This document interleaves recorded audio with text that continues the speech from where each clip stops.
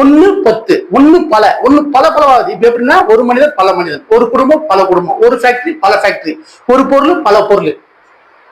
எப்படி பிச்சுன்னு போகுது பாருங்களாங்க. பிச்சுன்னு போனா என்ன ஆகும்? பொறுமை வருமா? அதுல ஒரு பெரிய அன்பு வருமா? பிறருக்கு ஏதோ ஒண்ணு கொடுங்கன்னு தோணுமா?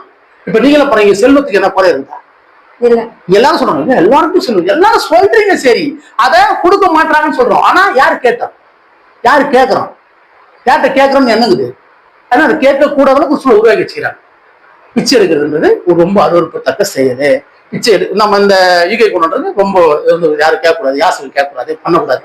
ஆனா அந்த யாசகத்தை எப்போ கேட்கணும்?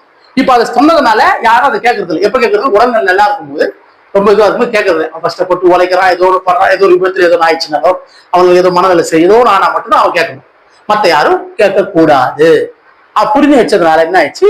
ஒரு அதிகமா குடிச்சிட்டு இருக்கிறவன், ஒரு உடல்நிலை சரியில்லாதவன், கண்ணு தெரியாதவன், அந்த மாதிரி இருக்கிறவங்க தான் பிச்சை எடுக்கணும் அப்படின்னு ரூல்ஸ் போட்டு அந்த மாதிரி ஒரு கட்டம் வந்துச்சு. இப்போ அவங்க கேட்கறாங்க. இப்ப அவங்க கேட்கும் போது இவங்க என்ன பண்றாங்க? ஓஹோ அதான் இதுல இவங்க கொடுக்கும்போது விஷயம் இருக்குது. என்ன சொல்றாங்க? நம்ம கொடுக்கும்போது நமக்கு ஒரு நல்லது நடக்கும், நம்மளுக்கு பாவம் போகும், நம்மளுக்கு புண்ணியம் வரும், இப்படி ஒரு செட்டப் இருக்குது. சரிங்களா? இப்ப இவங்க கையேந்தி அதை வாங்கும் போது என்ன முடியலப்பா, அதனால கேட்கறப்பா முடிஞ்சா நம்ம வேலைக்கு போகும்பா, இது இவங்களோட தாட்டு. அப்ப இவங்களுக்கிட்டே அந்த செயல் சரின்னு இவங்களுக்கு தெரியல. இவங்களும் சரியில்லாத செயலை நான் செய்யறேன், வேற வழி இல்லாத நான் செய்யறேன். அவங்களும் சரி கேட்கறீங்க, வேற வழி இல்லை, அதனால சரிண்ணா என்னால போறதால நம்மளுக்கு நன்மைதான், நம்மளோட பாவம். இந்த இடத்துல அவங்களும் அதை யூஸ் பண்ணிக்கிறாங்க. ஆனா ரெண்டு பேருமே ஒரே பர்சன் புரியறதுக்கான சோர்ஸ் இழந்துட்டோம். அந்த செயலு சிறந்த செயல்ற எண்ணம் நம்ம விட்டு போயிடுச்சு. கொடுப்பது நான் தான், பெறது நான். ஆமா, இது ஏன்னா இப்ப ஒருத்தர் கஷ்டப்படுறான், ரொம்ப முடியாது, திடீர்னு ஏதோ ஒரு எல்லாம் கலந்துட்டான். அவன் போயிட்டு ஒருத்தன் போயிட்டு முடியல போற ரொம்ப சிரமமா இருக்கு, நல்லா இருந்தேன், இந்த மாதிரி இது எனக்கு முடிஞ்சா நான் ஹெல்ப் பண்ணுவேன்ப்பா நான் கேட்டேன்னு வச்சுக்கல. உண்மையிலே சொல்றேன், இன்னைக்கு சூழல்ல இங்க எல்லாருக்கிட்டையும் கொடுக்குற குணமும் இருக்குது. ஆனா கேட்கணுன்ற எண்ணம் யாருக்கிட்டே வரும். ஏன்னா கொடுக்குறவங்க சிறந்தவன் ஆயிட்டாங்க, கேட்கறவங்க கீழே போயிட்டாங்க. அதனால கேட்கணுன்றது யாருக்குள்ளயும் வர முடியும். ஆனா கேட்கறவங்க தான் மிக சிறந்தவங்க. ஏன்னா உன்னை கேட்டா தான் அதை பெற முடியும். உண்மைதானே?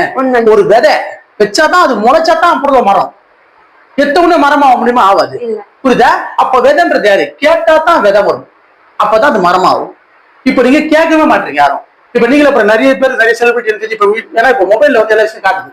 ரொம்ப கஷ்டம், திடீர்னு நல்லா திடீர்னு முடியாம போயிடுச்சுங்க, அவங்க அந்த மாதிரி ரொம்ப கஷ்டமா இருந்தேன், நல்லா இந்த மாதிரி ஆயிடுச்சு, எனக்கு யாரும் ஹெல்ப் பண்ணும் சொல்லும் போது நிறைய பேர் ஹெல்ப் பண்றான்.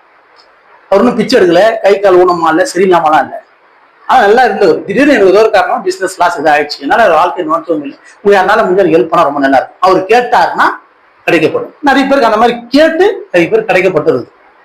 இல்லைன்ற ஒரு வார்த்தை சொல்லணும், அதை வெளிப்படுத்தணும். வெளிப்படுத்தினா என்ன பண்ணுவோம்? எல்லாருக்குள்ளயும் இருக்குதுன்ற எண்ணம் இருக்குது.